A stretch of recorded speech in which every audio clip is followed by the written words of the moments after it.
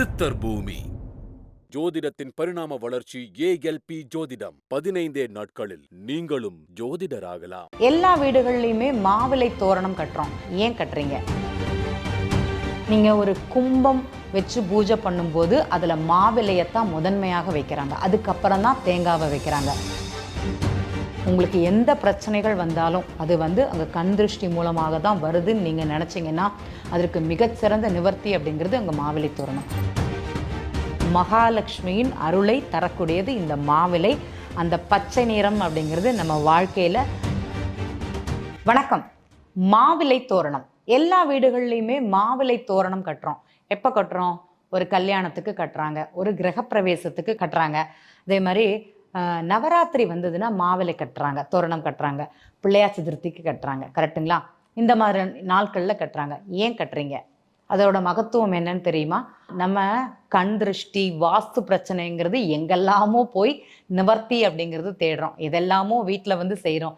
வீட்டை இடிக்கிறோம், வீட்டை கட்டுறோம், அதை செய்கிறோம், இதை செய்கிறோம், இந்த பக்கம் சரி செய்கிறோம், அந்த பக்கம் சரி செய்கிறோம். வீட்டு வாசலில் ஒற்றைப்படையில் மாவிலை தோரணம் கட்டினாலே அதற்கு நிவர்த்தியான்னு கேட்டிங்கன்னா கண்டிப்பாக நிவர்த்தி. மாவிலை தோரணத்துக்கு அவ்வளோ ஒரு மகத்துவம் உண்டா, அவ்வளோ ஒரு பரிகாரமான்னு கேட்டிங்கன்னா கண்டிப்பாக. நீங்கள் ஒரு கும்பம் வச்சு பூஜை பண்ணும்போது அதில் மாவிலையத்தான் முதன்மையாக வைக்கிறாங்க. அதுக்கப்புறம் தான் தேங்காவை வைக்கிறாங்க. நீர் மாவிலை வழியாக, அந்த தேங்காய் வழியாகத்தான், கலசத்து வழியாகத்தான் நமக்கு அபிஷேகத்துக்கே கொடுக்குறாங்க. அதே மாதிரி பார்த்தீங்கன்னா சுவாமிகள் பிரதிஷ்டை பண்ணிட்டு கும்ப கலசம் செய்து அபிஷேகம் பண்ணும்போது கண்டிப்பாக மாவிலையை கையில் வச்சுட்டே தான் அந்த அபிஷேகம்ங்கிறது பண்ணுவாங்க. நமக்கு சுத்தி கலசம்ங்கிறது பண்ணுவாங்க. பொதுவாக ஒரு வீடு இதாக இருந்தது, அந்த கும்பாபிஷேகம் பண்ணால் கூட அந்த தண்ணியை தெளிக்கிறது பார்த்தீங்கன்னா மாவிலை வச்சு தான் தெளிப்பாங்க. உங்களுக்கு அது அவ்வளோ பெரிய மகத்துவம் நிறைய பேருக்கு தெரியாது.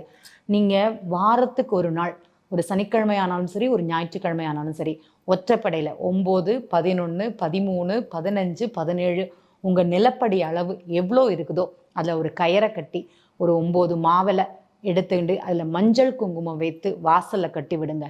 கண் திருஷ்டி அப்படிங்கிறது கண்டிப்பாக அங்கே குறையும். உங்களுக்கு எந்த பிரச்சனைகள் வந்தாலும் அது அங்கே கண் திருஷ்டி மூலமாக தான் வருதுன்னு நீங்கள் நினச்சிங்கன்னா அதற்கு மிகச்சிறந்த நிவர்த்தி அப்படிங்கிறது அங்கே மாவிலை தோரணம். அடுத்தது பார்த்தீங்கன்னா நம்ம வீட்டில் உள்ள வாஸ்து குறைபாடு நீங்குவதற்கு மாவிலை தோரணம்ங்கிறது மிகச்சிறந்த பரிகாரமாக அமையப்படுகிறது.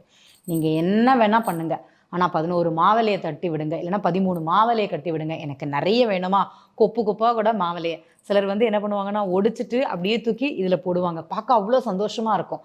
அந்த பச்சை இலை அப்படிங்கிறது ஐஸ்வர்யத்தையும், அந்த காய்ந்த சருகு கூட ஆக்சிஜனை நமக்கு வீட்டுக்குள்ள கொடுக்கக்கூடிய ஒரு தன்மையும், துர்சக்திகளை மாவிலை அப்படியே வெளியில அகற்றுமா.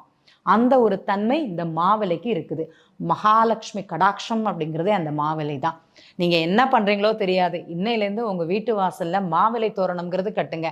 ஒரு பொங்கலுக்கு, ஒரு தீபாவளிக்கு அப்படிங்கிறது நம்ம ஒரு ட்ரெஸ் வாங்குறோம். அதே மாதிரி தினமும் இந்த மாவிலை தோரணம்ங்கிறது வாரம் நீங்கள் செஞ்சாலும் சரிதான், மாசத்துல 2 நாள் செஞ்சாலும் சரிதான். உங்க வீடுகளில் என்ன பிரச்சனைகளாக இருந்தாலும் சரி, ஒரு சந்தோஷத்தை நிவர்த்தி தரக்கூடியது. ஒரு குடும்பத்துல உள்ள பிரச்சனைகளை, ஏன் குடும்பத்துல பிரச்சனை வருது? புரிதல் இல்லாமை, அந்த கோபத்தின் வெளிப்பாடு, இல்லைன்னா அந்த கணவன் மனைவிக்குள்ள அந்த பிரிதல் அப்படிங்கிறது, ஒன்றுக்கு ஒன்று மிஸ்மேட்ச் அப்படிங்கிறது நிறைய இருக்கும். இதனாலேயே பிரச்சனைகள் இருக்கும். அந்த பச்சை கலரை பார்த்தா நமக்கு கோபம்ங்கிறது கொஞ்சம் அடங்கும். நீங்கள் வீட்டில் பார்த்தீங்கன்னா ஹாலில் கர்டன் க்ரீன் கலர் போடணும்னு சொல்கிறாங்க.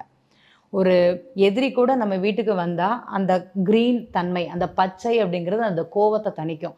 யார் வீட்டுக்கு வந்தாலும் ஒரு கிளாஸ் தண்ணி கொடுங்கன்னு ஏன் சொல்கிறோம்?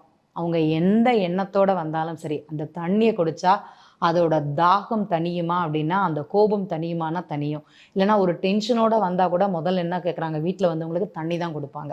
இன்றைக்கி எத்தனை பேர் இப்படி கொடுக்குறாங்க அப்படிங்கிறது தான் கேள்வி. கண்டிப்பாக முதல்ல வீட்டில் வர்றவங்களுக்கு தண்ணி அப்படிங்கிறது கொடுக்கணும்.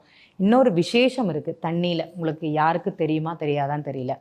திருமணமாகாத ஆணாக இருந்தாலும் சரி, பெண்ணாக இருந்தாலும் சரி, உங்கள் வீட்டுக்கு ஒரு சுமங்கலி யாராட்டி வர்றாங்க அப்படின்னா அவங்களுக்கு ஒரு கிளாஸ் தண்ணி, உங்கள் வீட்டுக்கு ஒரு குழந்தை வருது, ஒரு பெரியவங்க வராங்க, யார் வேணால் வரட்டும், எப்போது வந்தாலும் ஒரு பால் பேக்கெட் கொடுக்க வராங்க, ஒரு காப்பி பொடி வாங்க வந்தாலும் கூட அவங்களுக்கு 1/2 கிளாஸ் தண்ணி கொடுத்து விடுங்க.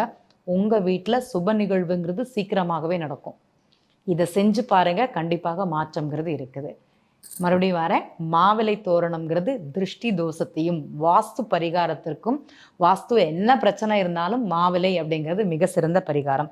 அதே மாதிரி பிளாஸ்டிக் மாவிலை தயவு செய்து கட்டாதீங்க. முதல்ல அதை எடுத்துருங்க. இயற்கையாகவே கிடைக்கக்கூடிய மாவிலையை எடுத்து கட்டி விடுங்க. நல்ல மாற்றம்ங்கிறது கிடைக்கும். மகாலட்சுமியின் அருளை தரக்கூடியது இந்த மாவிலை. அந்த பச்சை நிறம் அப்படிங்கிறது நம்ம வாழ்க்கையில் அந்த சுப நிகழ்வுகளை நிறையவும் லக்ஷ்மி கடாட்சத்தையும் கொண்டு வரக்கூடியது. குபேரனுக்கு பிடித்த நிறம் அப்படிங்கிறது பச்சை நிறம். நீங்கள் வாசலில் வடக்கு பக்கத்துலேயோ இல்லைனா உங்கள் வீடு எந்த திசை இருந்தாலும் சரி, அந்த குபேரன் என்ட்ரன்ஸில் இருந்தால் நல்லதுன்னு சொல்லுவாங்க. அந்த மாதிரி என்ட்ரன்ஸில் நீங்கள் மாவிலை தோரணம் அப்படிங்கிறது வைங்க. ரொம்ப விசேஷமான நிகழ்வாக இருக்கும். மாவிலை கட்டி உங்கள் வீட்டில் நிறைய நல்ல மாற்றத்தை உணருங்கள். நன்றி.